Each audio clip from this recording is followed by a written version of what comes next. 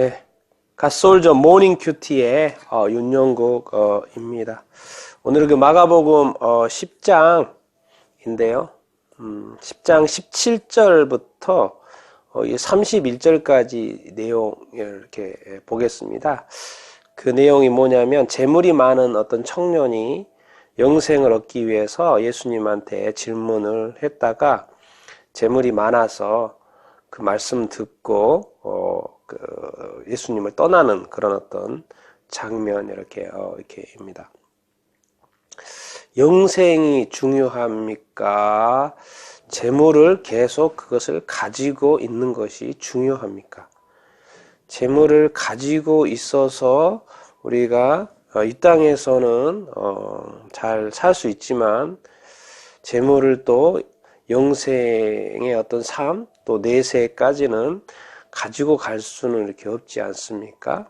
한순간에 이 땅에서의 삶의 모든 것을 거시겠습니까? 아니면 그 재물을 잘 사용하여서 이 땅에서 뿐만 아니라 내세에서도 영생까지 소유하는 그런 영생의 삶을 사는 삶을 이렇게 살 것입니까? 우리가 이 부분을 우리가 곰곰이 생각해 보도록 좀 이렇게 하겠습니다. 그래서 17절에 보니까 예수께서 한 사람이 달려와서 꿇어 앉아 묻자오되 선한 선생님이여 내가 무엇을 하여야 영생을 얻으리까? 그래서 이 청년은 부자이기도 했지만 영생의 어떤 삶에 대해서 아주 관심이 많았던 것으로 이렇게 보입니다. 그래서 예수님이 18, 19절에 보면은 계명에 대해서 말씀을 하십니다.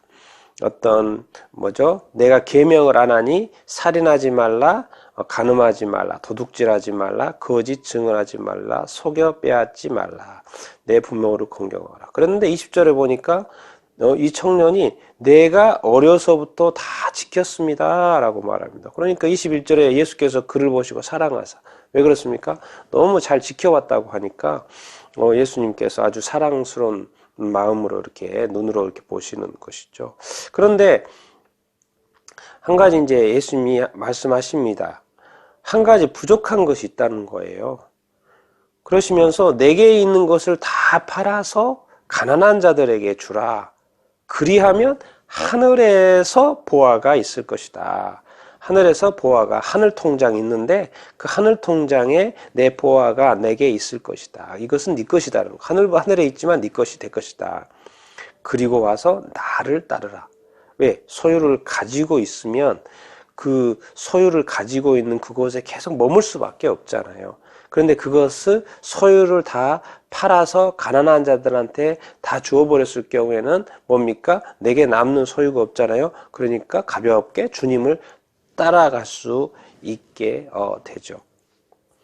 그러나 이제 이 말씀을 듣고 22절에 보니까 그 사람은 재물이 많은 거로 이 말씀으로 인하여 슬픈 기색을 띠고 근심하여 가니라. 그렇죠. 이 재물이 많은 것 때문에 이것을 다 놓을 수가 없어서 다 팔아서 다 가난한 자들한테 줄 수가 없고 주님을 따라가는 것에 대해 고민을 했던 것이죠. 네.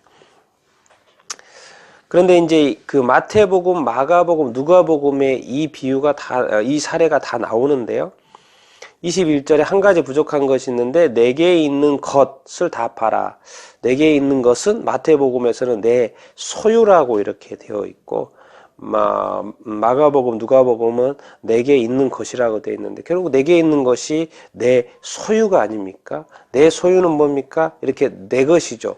또 내 것은 뭡니까? 나를 위한 것이죠. 이 재물은 나를 위하여 있는 재물 이렇게인 거죠. 그런데 예수님은 이것을 다 팔아서 가난한 자들한테 주라. 가난한 자들은 누굽니까? 예. 재물이 없는 자이지만은 하나님께서 사랑하시는 자이고 하나님께서 돕기를 원하는 자들이죠. 그렇다고 해서 이것을 내준다고 해서 이게 내 것을 내어주는 것이지만 하늘에서는 그 보화가 그대로 쌓인다는 것이죠. 그리고 나를 따르라는 거죠. 예수님을 따르는 삶. 이 부분에 대해서 이야기를 이렇게 하는데요. 그러면서 이제 뒤에 그러니까 제자들이 예수님이 한 번 더 이야기합니다. 23절에 보니까 재물이 있는 자는 하늘나라에 들어가기가 심히 어렵다 이렇게 말해요. 그러면서 낙타 바늘기 이 낙타가 바늘기로 나가는 것이 부자가 하늘나라에 들어가는 것보다 쉽다 이렇게 말해요. 그만큼 어렵다는 거죠. 그러니까 제자들이 듣고 깜짝 놀라는 거죠. 그러면 누가 구원을 얻을 수 있겠습니까? 라고 26절에 하지만 27절에 예수님 말합니다. 사람으로는 안 된다. 이 사람이 재물 가지고 사람이 재물을 놓는다는 것은 하늘에서 별따기라는 것이죠. 정말 어렵다. 이것은 하나님이 하셔야 된다. 사람으로는 할 수는 없고 하나님이 하신다. 하실 수밖에 없다. 하나님만 하실 수 있다. 이런 이야기를 이렇게 하시죠. 맞는 말 아니겠습니까? 내가 가지고 있는 재물에 대해서 내가 놀 수 있고 그것을 마음껏 사용할 수 있고 뭐죠? 그럴 수 있을까요? 쉬운 이야기가 아니죠. 부자 청년이 고민했던 것은 고민될 것을 고민을 한 거죠. 우리 입장에서요. 예수님을 따르는 게 그렇게 쉬운 게 아니죠. 그러니까 28절에 그런데 베드로가 이제 궁금한 거예요. 자기는 모든 것을 이 청년은 안 따랐지만 자기는 모든 것을 버리고 주를 따랐다는 거예요. 그러니까 29절에 예수님께서 말씀하십니다. 나와 복음을 위하여 집이나 형제나 자매나 어머니나 아버지나 자식이나 전토를 벌인 자는 현세에 있어서도 집이나 형제와 자매와 어머니와 자식과 전토를 100배나 받되 박해를 겸하여 받고, 근데 이 세상에서도 100배나 받고 대신 박해도 받는다는 거죠. 그리고 내세의 영생, 내세에도 이 세상뿐만 아니라 내세에도 영생을 받게 될 것이다. 이렇게 말을 이렇게 하고 이렇게 있습니다. 근데 이제 마가복음에는 뭐라고 이야기하냐면 이제 나와 복음을 위하여 버린다 이렇게 이야기했잖아요. 마태복음에 뭐라고 돼 있냐면 내 이름을 위하여 버린 자는 이렇게 돼 있고, 이 오늘 본문 마가복음 나와 복음을 위하여 이렇게 버리는 자 이렇게 말되어 있고요. 이제 누가복음에는 하나님의 나라를 위하여 버리는 자 이렇게 되어 있습니다. 그리고 마태복음에는 현세에 100배를 받는다 그랬잖아요. 그런데 마태복음에는 여러 배를 받는다 그랬고 내세에는 영생. 그런데 이 마가복음에는 100배를 받는다 그랬고 현세에 100배를 받고 또 박해도 받거나 박해가 포함이 되어 있고, 100배라는 건 많이 받는다는 거잖아요. 그런데 또 그 대신 박해도 받는다는 이야기를 하고 있고, 그리고 누가복음에는 현세에 여러 배를 받고 또 내세에 영생을 받지 못할 자가 없다라고 이렇게 하고 이렇게 있습니다. 영생은 다 이야기하고 있지만 이제 현세에 100배를 받냐 여러 배를 받냐, 100배를 받을 때는 또 박해도 포함이 된다. 이런 것을 이야기를 하고, 맨 마지막에 먼저 된 자가 나중되고 나중된 자가 먼저 된다. 그렇게 했다가도 또 그러지 않은, 다시 돌아가는 사람도 있더라. 그렇죠. 안 했다가도 또 그렇게 하는 사람이 있고, 그렇게 했다가도 또 다시 돌아가는 사람. 그래서 앞 순서가 뒤바뀔 수 있다라는 이야기를 마지막 결론으로 이야기를 이렇게 하고 이렇게 있는데요. 마지막으로 제가 이렇게 성경 마태복음 신약 성경에 하나님과 재물에 대해서 나온 말씀을 잠깐 읽어드리고 이렇게 마치도록 이렇게 하겠습니다. 이 마태복음에 보면요, 이런 이야기, 마태복음 6장에 보면은 하나님과 재물을 겸하여 섬기지 못한다라는 표현이 나와 있고요. 씨 뿌리는 자의 뇌의 비유 있죠. 그래서 그 중에 세 번째가 뭡니까? 가시떨기에 뿌려지는 거잖아요. 여기에 말씀을 들으나 세상 염려와 재물의 유혹에 말씀이 막혀 결실하지 못한 자. 재물의 유혹에 말씀이 막혔다는 이야기가 나오고요. 그리고 누가복음 12장에 보면은 자기를 위하여 재물을 쌓아두고 하나님께 대하여 부요하지 못한 자라는 이런 표현이 이렇게 있습니다.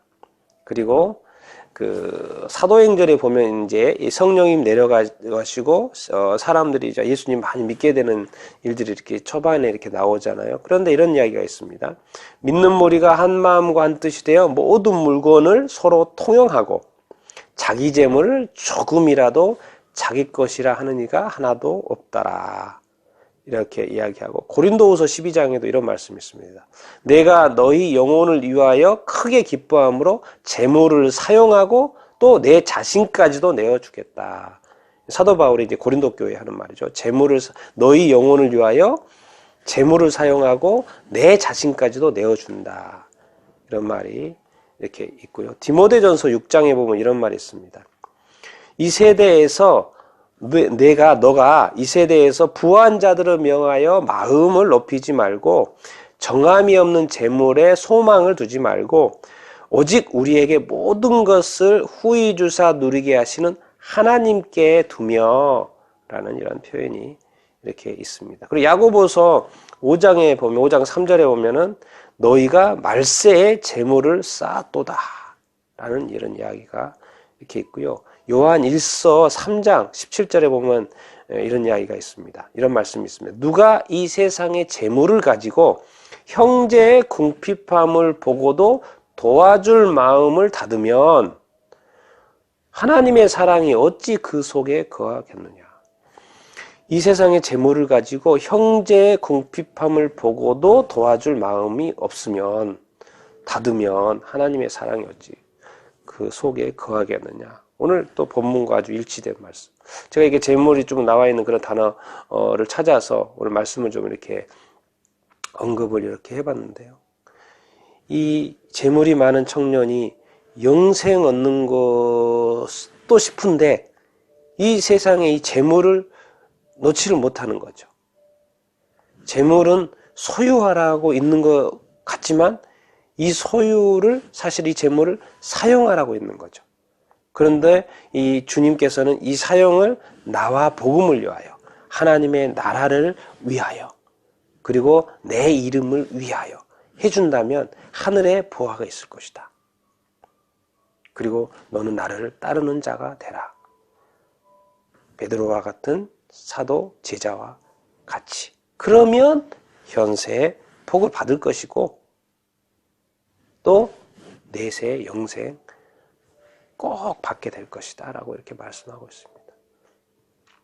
우리가 가지고 있는 어떤 이 재물들을 어떻게 사용하느냐를 항상 이렇게 소유하고 있는 것에 관심을 갖지 마시고 어떻게 잘 사용할 것인지 누구를 위하여 지금까지 하나님 모를 때는 나를 위하여 했지만 이제 하나님을 알고 하나님의 나라를 알고 예수 그리스도의 제자된 삶을 아는 우리로서는 이제 하나님의 나라를 위하여 예수 그리스도의 이름을 위하여 복음을 위하여 복음을 위하여 우리 어떻게 잘 사용하면 하나님의 나라도 이루어지고 가난한 자도 힘을 얻게 되고 우리는 참된 제자의 삶을 살 수 있게 될 것입니다. 이 재물이 여러분의 어떤 영생의 걸림돌이 되지 않고 영원한 삶에 걸림돌이 되지 않고 큰 보석이 되고 보물이 되고 보화가 될 수 있게 되기를 바라고 이 세상에서 뿐만 아니라 내세 영원한 삶도 다 누리게 되는 여러분들 또 이렇게 다 되기를 이렇게 바랍니다. 오늘 주님께서 하시는 말씀을 유념하여 잘 듣고 기억하는 여러분들이 다 되기를 듣고 기억하고 행하는 여러분들이 다 될 수 있게 되기를 축원합니다.